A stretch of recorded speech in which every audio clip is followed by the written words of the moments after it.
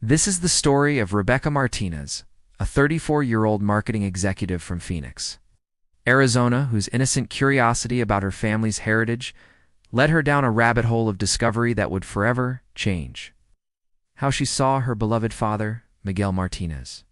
A man she thought she knew completely turned out to be someone entirely different, living multiple lives across several states, with relationships and responsibilities she never could have imagined. It started as a Christmas gift to herself in 2019. Rebecca had always been fascinated by those ancestry commercials showing people discovering they were part Viking or unexpectedly connected to distant relatives. Her father, Miguel, had always been somewhat mysterious about his past, claiming his family records were lost when his parents immigrated from Mexico in the 1960s. He'd wave off questions about grandparents, cousins, or extended family with a gentle smile and a change of subject. Dad was always present, always loving, Rebecca tells me over our video call, her voice carrying both warmth and confusion. But looking back, I realize how little I actually knew about his life before he met my mother. He had this way of deflecting personal questions that seemed charming at the time. But now I understand it was deliberate. Miguel Martinez appeared to be the perfect father and husband. He worked as a contractor, building custom homes throughout Arizona. He never missed Rebecca's soccer games, helped with homework every night, took the family on camping trips every summer. He was reliable, present, and seemingly transparent about everything except his past. The DNA test seemed harmless enough. Rebecca ordered it during a Black Friday sale, thinking she might discover some interesting ethnic percentages or maybe connect with a distant cousin or two. She certainly never expected to open a door that would reveal her father had been living a double life for over 30 years. But before we dive into what Rebecca discovered, let me ask you this. How well do you really know your parents? Not just as the people who raised you, but as individuals with their own complex histories, desires, and perhaps secrets. Because what Rebecca found in her DNA results would challenge everything she believed about family, loyalty, and the stories we tell ourselves about the people we love most. The stakes in Rebecca's story go far beyond simple family curiosity. This isn't just about discovering ethnic heritage or finding distant relatives. This is about the fundamental question of identity. Who are we when the stories we've been told about ourselves turn out to be incomplete or even false? For Rebecca, the emotional stakes were enormous. Miguel wasn't just her father. He was her hero. After her mother died in a car accident when Rebecca was 16, Miguel became both parents to her. He sacrificed his social life, worked extra hours to pay for her college, and walked her down the aisle at her wedding. Their relationship was built on trust, love, and what she believed was complete honesty. "My dad was my rock," Rebecca explains, her voice cracking slightly. "After Mom died, it was just us against the world. We had this incredible bond. I told him everything, and I thought he told me everything too. The idea that he might have been keeping major secrets from me felt like a betrayal of everything our relationship was built on." The stakes extended beyond just Rebecca and Miguel. Rebecca's husband David had married into what he thought was a small, close-knit family. They'd been trying to have children and had discussed the importance of knowing family medical history. Miguel's mysterious past had always been a minor frustration, but now it felt like a significant obstacle to their future planning. There were also practical considerations. Rebecca and David were in the process of buying their first home and had planned to ask Miguel for a co-signature on their loan. His solid credit history and steady income as a contractor were crucial to their financial plans. But if Miguel had been hiding significant aspects of his life, what else might they not know about his financial situation? The emotional complexity deepened when Rebecca considered her deceased mother, Carmen. Had Carmen known about Miguel's secrets? Was she complicit in maintaining whatever deception existed? Or had she been deceived as well? This question tormented Rebecca because it threatened to alter her memories of her mother, who had always been the more open and emotionally available parent.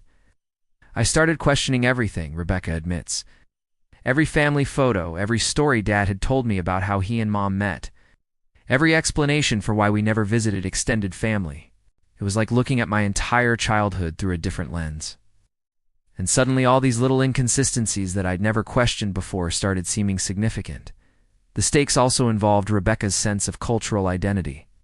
Miguel had always emphasized their Mexican heritage, teaching Rebecca Spanish, cooking traditional foods, and celebrating cultural holidays.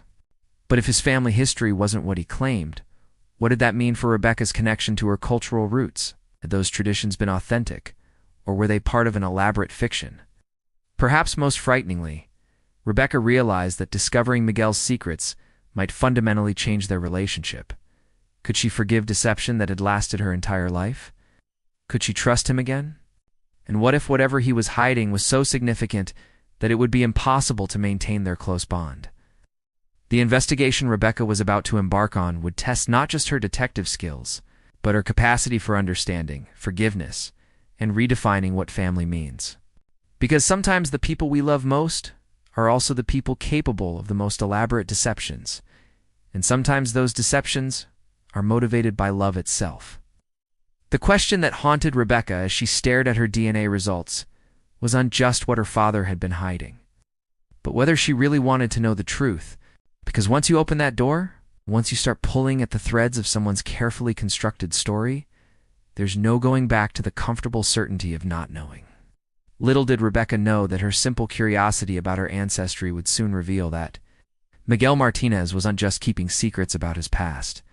He was actively living a completely different life in the present. The first crack in Miguel's carefully constructed facade appeared not in his DNA, but in Rebecca's. When her results arrived 6 weeks after she submitted her sample, Rebecca expected to see the typical mix of European and indigenous American ancestry that would align with her father's stories about Mexican heritage. Instead, she found herself staring at a genetic profile that didn't quite make sense. The ethnicity breakdown was roughly what she expected, but the DNA matches told a different story entirely. Among her closest matches were people with surnames she'd never heard Miguel mention: Thompson, Rodriguez, Chun, Williams, and Martinez Santos. Most puzzling of all was a match labeled as close family. Possible half-sister named Christina Thompson, located in Albuquerque, New Mexico. My first thought was that there had been some kind of mistake, Rebecca recalls. I mean, Dad had always said he was an only child, and here was this woman showing up as potentially my half-sister. I figured maybe it was a distant cousin the algorithm had miscategorized, or maybe there was some kind of data error. But Rebecca was nothing if not thorough. Her marketing background had taught her the value of research and verification. She started by reaching out to Christina Thompson through the DNA platform's messaging system, crafting a careful message that explained her confusion about their supposed family connection. Christina's response came within hours, and it changed everything. "Hi, Rebecca," the message read. "I've been wondering when someone from Miguel's Arizona family would show up in my matches. I'm Miguel Martinez's daughter. He's my father, too. I live here in Albuquerque with my mom, Alina Santos. Miguel visits us about once a month, usually for a long weekend. He's mentioned having another daughter in Phoenix, but he always said your relationship was complicated and that you didn't want to meet us. I've been hoping to connect with you for years." Rebecca read the message 3 times before its full implications sank in. Not only did she have a half-sister she'd never known about, but Miguel was actively maintaining a relationship with this other family. This wasn't about past secrets. He was currently actively living a double life. The discovery sent Rebecca into what she describes as a detective frenzy. She created spreadsheets, tracking her DNA matches, cross-referencing names and locations. She found herself staying up until 2 in the morning, scrolling through social media profiles of people who might be connected to Miguel's secret life. Through Christina's Facebook profile, Rebecca discovered photos that made her stomach drop. There was Miguel, looking exactly as he did in current photos with Rebecca's family, but he was at birthday parties, graduations, and holiday celebrations with people Rebecca had never seen before. In many photos, he had his arm around a woman named Alina Santos, a striking woman with graying hair who looked to be about Miguel's age. The hardest part wasn't just seeing that Dad had another family, Rebecca explains. It was seeing how happy he looked with them. In the photos, he looked exactly like the Dad I knew, relaxed, smiling, completely present. It wasn't like he was going through the motions with them while saving his real emotions for us. He genuinely looked like he belonged in both lives. Christina, it turned out, was 31 years old, just 3 years younger than Rebecca. She was a nurse at a hospital in Albuquerque, married with 2 young children. Through their increasingly frequent messages, Rebecca learned that Miguel had been part of Christina's life since birth. He'd attended her high school graduation, walked her down the aisle at her wedding, and was an involved grandfather to her children. But here's where the story takes an even more bizarre turn. Cristina had grown up believing that Miguel was divorced from Rebecca's mother and that the separation was amicable but distant. Alina Santos, Cristina's mother, had apparently been told that Miguel's ex-wife preferred to keep the families separate to avoid confusion for the children. Both families had been told lies about the other, Rebecca realizes now. Dad had constructed this elaborate story where both families knew about each other, but chose not to interact. Neither of us realized that the other family thought we were the ones who didn't want contact. The more Rebecca investigated, the more complex Miguel's deception became. Through public record searches, she discovered that Miguel owned property in both Arizona and New Mexico. He had 2 contractor's licenses, 2 sets of work trucks, and had apparently been successful enough in his business to maintain households in both states. Rebecca also discovered that Miguel's real name wasn't exactly what she'd always known. While he went by Miguel Martinez in Arizona, in New Mexico, he used Miguel Santos Martinez, taking on Elena's surname in addition to his own. This explained why some of her DNA matches had hyphenated surnames she'd never heard before. The investigation revealed something even more unsettling. Miguel had been living this double life not just for a few years, but for Rebecca's entire lifetime. Birth records showed that Cristina was born just 3 years after Rebecca, which means Miguel was already involved with Alina when Rebecca was a toddler. Realized that every business trip Dad had taken when I was growing up. Every weekend when he said he was working on a big project, every time he seemed distracted or unavailable, he was probably with his other family, Rebecca says. It recontextualized my entire childhood. But the investigation was just beginning, because what Rebecca discovered next would reveal that Miguel's deception was even more elaborate than she'd imagined, and that the 2 families she'd already discovered might not be the complete picture of her father's secret life. The question now wasn't just why Miguel had been living a double life, but how many lives he'd actually been living, and how he'd managed to maintain such an elaborate deception for over 3 decades without either family becoming suspicious.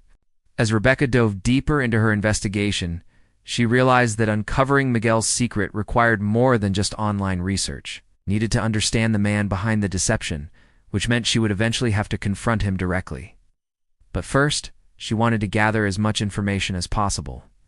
Rebecca's relationship with Cristina had evolved from suspicious DNA match to genuine sisterly bond. They video called several times a week, comparing notes about their shared father and trying to piece together the logistics of his double life.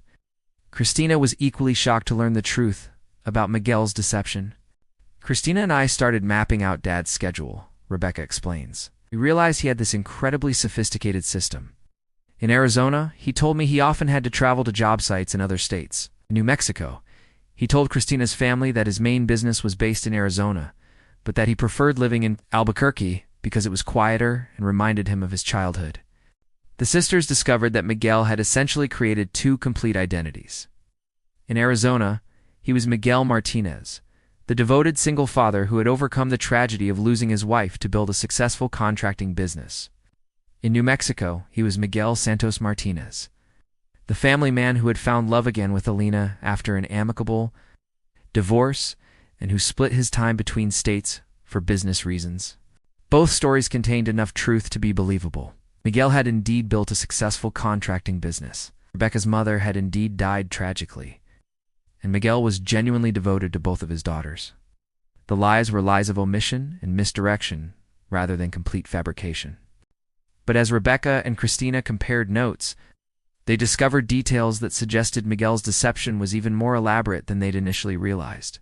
Through Cristina, Rebecca learned that Miguel had mentioned having business partnerships with contractors in Texas and California. Through Rebecca's memories, Cristina learned that Miguel had occasionally mentioned potential expansion of his business into Nevada and Colorado.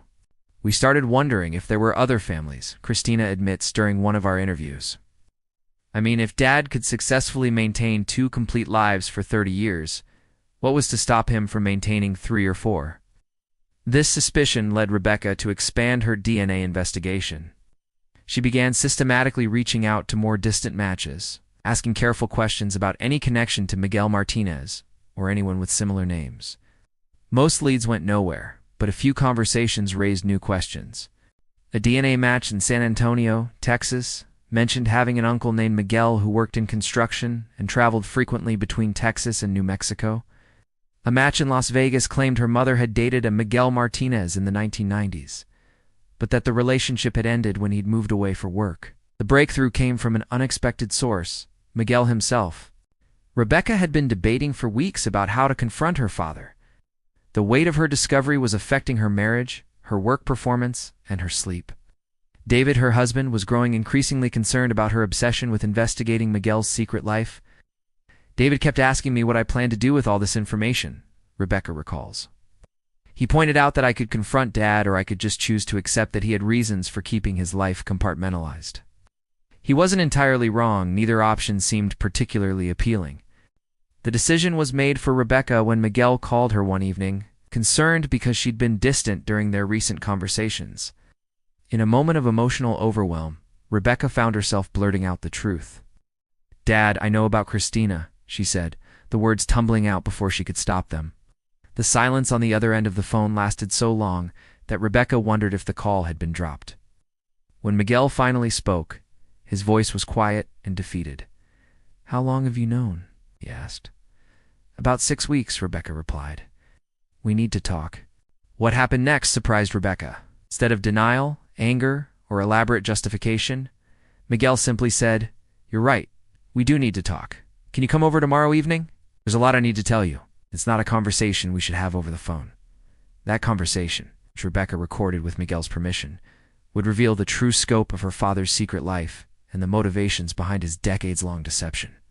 But it would also raise new questions about identity, family, and the stories we tell ourselves about the people we love. Because what Miguel revealed wasn't just about his past or even his present, it was about choices he'd made that affected multiple families across multiple states. Choices that had created a web of relationships so complex that even Miguel himself sometimes struggled to keep track of all the connections. The man Rebecca thought she knew completely was about to reveal himself as someone far more complicated and far more human than she'd ever imagined. And the conversation they were about to have would change not just Rebecca's understanding of her father, but her understanding of what it means to build a family. When traditional family structures don't accommodate the life you find yourself living. The evening of Rebecca's planned confrontation with Miguel arrived with an Arizona thunderstorm. The kind that turns the desert air electric and makes everything feel charged with possibility and danger. Rebecca sat in her car outside Miguel's house, a house she'd visited hundreds of times, but which now felt foreign and unfamiliar, wondering what secrets its walls had kept. Miguel answered the door before Rebecca could knock, as if he'd been watching for her arrival. He looked older than she remembered, with new lines around his eyes and a weariness in his posture that she'd never noticed before. "Come in, Mia," he said softly, using the Spanish endearment that had always made Rebecca feel safe and loved. Now it felt complicated. They sat in Miguel's living room, surrounded by family photos that Rebecca now understood told only half the story. Miguel poured himself a glass of whiskey, something Rebecca had never seen him do, and offered her tea, which she declined. The silence stretched between them until Miguel finally began to speak. "I suppose you want to know why," he said, his voice carrying the weight of 30 years of hidden truth. "That's a good place to start," Rebecca replied, surprised by how steady her own voice sounded. Miguel's story, when it finally came, was not what Rebecca had expected. It wasn't a tale of deliberate deception or selfish desire for multiple relationships. Instead, it was a story about a young man who had found himself in an impossible situation and had made choices that seemed reasonable at the time, but which had grown into something he could never have anticipated. "I met your mother when I was 22, Miguel began. "I was working construction in Phoenix, living paycheck to paycheck, but I was ambitious. I wanted to build something, to be somebody. Carmen was beautiful, smart, everything I thought I wanted in a wife." But Miguel had also been involved with Elena Santos in Albuquerque, a relationship that had begun when he was working on a construction project there. When both women became pregnant within months of each other, Miguel faced a choice that would define the rest of his life. "I was young and stupid, and I thought I could figure it out," Miguel admits. "I thought maybe I could support both families without either of them knowing about the other, at least until I figured out what the right thing to do was." The temporary solution had become a way of life. Miguel had genuinely loved both women and both children. He'd been unable to choose between his families, so he'd chosen both, creating an elaborate structure that allowed him to be present in both of his daughters' lives. I kept telling myself it was temporary, Miguel continued. I kept thinking that eventually I'd find the right moment to tell the truth, to bring everyone together, to figure out how to make it work honestly. But the longer it went on, the harder it became to imagine how to unravel it without destroying everything I'd built. Rebecca listened to her father's confession with a mixture of anger, sadness, and reluctant understanding. The man she'd seen as perfect had revealed himself to be deeply flawed, but also deeply human. Someone who had made impossible choices in an impossible situation. But Miguel's confession wasn't finished. Because, as Rebecca would learn, the story was even more complicated than two families in two states. "There's something else you need to know," Miguel said, his voice dropping even lower. "Cristina isn't your only half-sister." The room seemed to tilt around Rebecca. "What do you mean?" Miguel explained that during the early years of maintaining his double life, he'd met Maria Gonzalez during a contracting job in San Antonio, Texas. The relationship had been brief, lasting only a few months. But it had resulted in another daughter, Sophia, now 26 years old. "Sophia grew up thinking I was just someone who helped her mother occasionally," Miguel explained. "Maria never wanted a full relationship. She was married to someone else who had problems with drinking. But she wanted Sophia to know who her biological father was, and I wanted to help support Sophia's education." This revelation meant that Miguel had been managing not 2 lives, but 3. He had been traveling regularly to Texas, maintaining relationships with Maria and Sophia, while also managing his commitments in Arizona and New Mexico. "How?" Rebecca asked, her voice barely above a whisper. "How did you manage all of this?" Miguel's explanation revealed a level of organizational complexity that was almost admirable in its thoroughness. He had separate cell phones for each family, separate bank accounts, separate social media profiles. He had memorized different schedules, different stories, different versions of his life history tailored to each relationship. "I became an expert at compartmentalization," Miguel said. "When I was with you, I was completely present as your father. When I was with Cristina, I was completely present as her father. When I was helping Sophia with college applications, I was completely focused on being the best father I could be for her." But the emotional toll had been enormous. Miguel described years of constant anxiety, of nearly being discovered multiple times, struggling with the guilt of lying to people he loved, while also believing that his deceptions were protecting them from painful truths. "There were so many times I almost told the truth," Miguel admitted, "especially after your mother died. I thought about bringing everyone together, about finding a way to make one big family. But by then, you were a teenager, dealing with grief. Cristina was settled in her life with Elena, and Sophia was just starting high school. I couldn't figure out how to tell the truth without destroying everyone's sense of security." The conversation continued for hours, with Miguel answering Rebecca's questions about logistics, finances, and emotions with an honesty that was both refreshing and overwhelming. He showed her documents, photos, and evidence of his complex life that demonstrated the scope of his deception, but also the genuineness of his love for all of his daughters. But as the evening wore on, Rebecca realized that understanding Miguel's motivations didn't necessarily make his choices forgivable, and knowing the truth didn't automatically repair the trust that had been broken. The confrontation had revealed the man behind the mystery, but it had also created new challenges. How do you rebuild a relationship with someone who has lied to you your entire life? Even if those lies were motivated by love? What do you do when learning the truth about your father forces you to question everything you thought you knew about family, loyalty, and honesty? The weeks following Rebecca's confrontation with Miguel were a whirlwind of emotions, phone calls, and careful planning. Because once the truth was out, it became clear that all of Miguel's daughters deserved to know about each other, and that the web of deception that had lasted for decades was finally going to be untangled completely. Cristina had been remarkably understanding when Rebecca called to tell her about Sophia's existence. "In some weird way, it makes more sense now," Cristina said during their video call. "Dad always seemed to have this restless energy, like he was always thinking about being somewhere else. I thought it was just his personality, but now I realize he was probably mentally managing multiple families." Sophia's reaction was more complicated. When Rebecca finally reached her through social media, Sophia revealed that she had always suspected there was more to Miguel's story than she'd been told. Her mother, Maria, had been deliberately vague about Sophia's father. Sophia had grown up with questions that were never fully answered. I always wondered why Miguel could afford to help pay for my college, but couldn't visit more often, Sophia explains during our phone interview. Mom would say he was busy with work, but something about it never quite made sense. When Rebecca contacted me and explained everything, it was like puzzle pieces falling into place. The three sisters began planning what they privately called the reunion, a meeting that would bring together Miguel's three families for the first time. The logistics were complicated, not just emotionally, but practically. Elena Santos, Christina's mother, had to process the revelation that her partner of 30 years had been living multiple lives. Maria Gonzalez had to decide whether she wanted to be involved in what was essentially the exposure of a secret she had helped keep for over 20 years. Rebecca found herself becoming the organizer of this unprecedented family meeting.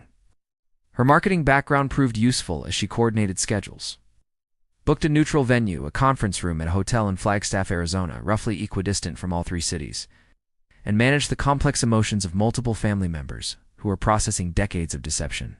I felt like I was planning the world's most awkward family reunion, Rebecca recalls. How do you even begin to introduce people who are technically family, but who have been kept secret from each other for their entire lives? Miguel was both relieved and terrified about the reunion. During their planning conversations, he oscillated between gratitude that his secret was finally out and panic about how the meeting might unfold. I kept imagining worst-case scenarios, Miguel admits. What if Elena decided she never wanted to see me again? What if the girls blamed each other for the situation? What if bringing everyone together just created more pain instead of healing? The day of the reunion arrived, in early December, almost exactly 1 year after Rebecca had first submitted her DNA sample. The hotel conference room felt sterile and formal, but Rebecca had tried to make it welcoming with family photos from all three households and Miguel's traditional Christmas cookies, a recipe he had apparently shared with all three families. Elena Santos arrived first, looking elegant but nervous. Rebecca was struck by how much Elena resembled her own mother. In some ways, both women had the same warm eyes and direct manner of speaking. That suggested strength, combined with kindness. Christina came with her husband and 2 young children, who were meeting their grandfather's other families for the first time. The children, ages 4 and 7, approached the situation with the adaptability of youth. It's more interested in the cookies than the complex family dynamics. Sophia arrived alone, having driven up from Phoenix where she worked as a physical therapist. She was the most cautious of the three sisters, hanging back slightly, as if ready to leave if the situation became too uncomfortable. Miguel was the last to arrive, looking more nervous than Rebecca had ever seen him. The man who had successfully managed multiple complex relationships for decades seemed overwhelmed by the prospect of having all of his families in the same room. The initial moments were awkward, with everyone unsure of how to begin such an unprecedented conversation. But something remarkable happened when Christina's 4-year-old daughter, Emma, walked up to Sophia and asked if she was another one of Grandpa Miguel's daughters. "Yes," Sophia replied, kneeling down to Emma's level. "I'm your dad's sister, which makes me your aunt." "Cool," Emma responded with the enthusiasm only small children can muster. "I always wanted more aunts." That moment broke the tension, and suddenly everyone was talking at once, comparing stories, filling in gaps in family history, and marveling at the similarities and differences between their experiences with Miguel. Elena and Miguel's conversation was private, but Rebecca could see them talking intensely in one corner of the room. Later, Elena would tell Rebecca that while she was hurt by the deception, she wasn't entirely surprised that Miguel had been incapable of choosing between families he loved. "Miguel has always been someone who wants to take care of everyone," Elena explained. "I think he genuinely believed he was protecting all of us by keeping us separate. It wasn't selfish, it was misguided, but it wasn't selfish." The reunion lasted 6 hours, much longer than anyone had planned. By the end, the three sisters had exchanged phone numbers and made tentative plans to stay in regular contact. Christina's children had acquired 2 new aunts. Elena had met the other women who had shared Miguel's life. Miguel had finally, after 30 years, been able to introduce all the people he loved to each other. But the reunion was not a simple happy ending. Because while the truth was finally out, the process of rebuilding trust and figuring out how to move forward as an expanded family was just beginning. The climax of Rebecca's story wasn't just discovering her father's secret life. It was the moment when all of Miguel's separate worlds collided and somehow, miraculously, didn't destroy each other. Instead, they created something new, a family structure that didn't fit traditional definitions, but that was built on genuine love and a shared commitment to moving forward together. However, the reunion also raised new questions about forgiveness, trust, and what it means to be a family when the foundation of that family has been built on secrets. Because bringing everyone together was just the first step in a much longer process of figuring out how to build honest relationships after decades of deception. 6 months after the family reunion in Flagstaff, I catch up with Rebecca to see how everyone has adjusted to their new reality. She's calling me from her backyard in Phoenix, where she's hosting a barbecue that would have been unimaginable a year ago. Miguel is grilling burgers while Christina's kids play in the pool. Alina is helping Rebecca's husband David set up lawn chairs, and Sophia is teaching everyone a card game she learned from her mother. It's still surreal sometimes, Rebecca admits, watching her expanded family interact. But it's also wonderful in ways I never could have anticipated. The process of integrating Miguel's 3 families has been gradual and sometimes challenging, but the overall trajectory has been positive. Christina and her family now visit Phoenix every few months, and Rebecca has made trips to Albuquerque to spend time with Alina and see where her father's other life unfolded. Sophia, initially the most hesitant about joining the expanded family structure, has become the bridge between everyone. Her experience growing up with limited contact with Miguel has given her a unique perspective on forgiveness and family flexibility. Sophia has this amazing ability to see the situation clearly without getting caught up in the emotional complexity, Rebecca explains. She's helped all of us understand that Miguel's choices, while deceptive, were motivated by love rather than selfishness. Miguel himself has undergone the most dramatic transformation. The stress of maintaining multiple secret lives had taken a toll on his health and mental well-being that became apparent only after he no longer had to sustain the deception. Dad seems lighter now, Rebecca observes. For 30 years, he was essentially living 3 different lives and carrying the stress of keeping them separate. Now that everything is out in the open, he can just be himself with all of us. Miguel has been working with a therapist to process the guilt and anxiety that accompanied his decades-long deception. He's also been having individual conversations with each of his daughters about their specific relationships and how they want to move forward. Alina Santos faced perhaps the most difficult adjustment. Learning that her partner of 30 years had been living multiple lives required her to reevaluate not just their relationship, but her understanding of Miguel as a person. Alina is an incredibly strong woman, Rebecca says. She's decided to stay with Dad. But she's also been clear that their relationship has to be rebuilt on completely honest foundations. She's insisted on couples counseling, and she's established new boundaries about communication and transparency. The practical aspects of merging Miguel's multiple lives have been complex, but manageable. He's consolidated his business operations, combining his Arizona and New Mexico contracting work into a single company that operates in both states. He's also been transparent about his finances, showing all 3 families his assets, debts, and income streams. Rebecca and David have decided to proceed with their home purchase, with Miguel as their co-signer. But they've also insisted on full financial disclosure and legal documentation of all agreements. Trust, they've learned, needs to be rebuilt through actions rather than just words. The sisters have developed individual relationships that extend beyond their shared father, Rebecca and Christina discovered. They have similar interests in hiking and photography, while Sophia has become a valued advisor to both sisters on career and relationship matters. Having sisters has been one of the unexpected gifts of this whole situation, Rebecca reflects. I grew up thinking I was an only child, but it turns out I have these amazing siblings who understand parts of my experience that nobody else could understand. The children in the family have adapted with remarkable ease. Christina's kids now have 2 additional aunts, and they've embraced the expanded family structure without the emotional baggage that the adults carry about deception and secrets. Rebecca's own relationship with Miguel has evolved into something more complex, but ultimately stronger than their previous dynamic. She no longer sees him as the perfect father of her childhood, but she's come to appreciate him as a flawed human being who made difficult choices in impossible circumstances. I had to grieve the loss of my idealized version of Dad, Rebecca explains. But I've gained a relationship with a real person who is more interesting and complex than the perfect father I thought I knew. The experience has also changed Rebecca's perspective on family, marriage, and honesty in relationships. She and David have had extensive conversations about transparency and the importance of sharing difficult truths with each other. This whole experience has made me realize that families can take many different forms, Rebecca says. Traditional definitions of what a family should look like don't always accommodate the messy reality of human relationships. What matters is love, commitment, and ultimately, honesty. Miguel's story has also prompted broader conversations within their extended networks about the nature of family secrets and the generational impact of deception.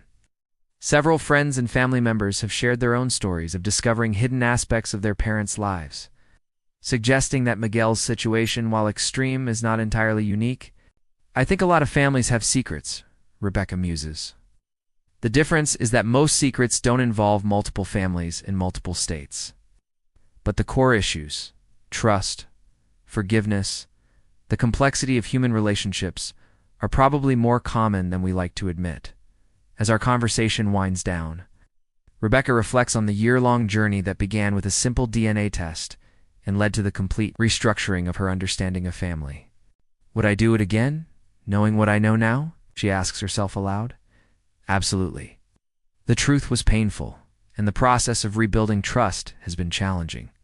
But we're all better off knowing the reality of our situation. Secrets have a way of poisoning relationships, even when people don't consciously know what's being hidden. The final image Rebecca shares is of Miguel teaching Christina's daughter Emma how to use a hammer, the same way he taught Rebecca when she was young. 3 generations working together on a simple project, building something new from the pieces of something that was broken. That's what we're all doing, really, Rebecca concludes. We're taking the pieces of Dad's broken secret and building something honest and sustainable from what remains. It's messier than the perfect family I thought we were, but it's real and it's ours. Rebecca's story raises profound questions about the nature of family, the role of secrets in relationships, and the possibility of rebuilding trust after decades of deception. But ultimately, it's a story about the resilience of love and the human capacity for forgiveness, even in the most complicated circumstances. Because sometimes the most extraordinary families are the ones that don't fit traditional definitions, and sometimes the most profound love is the kind that survives the revelation.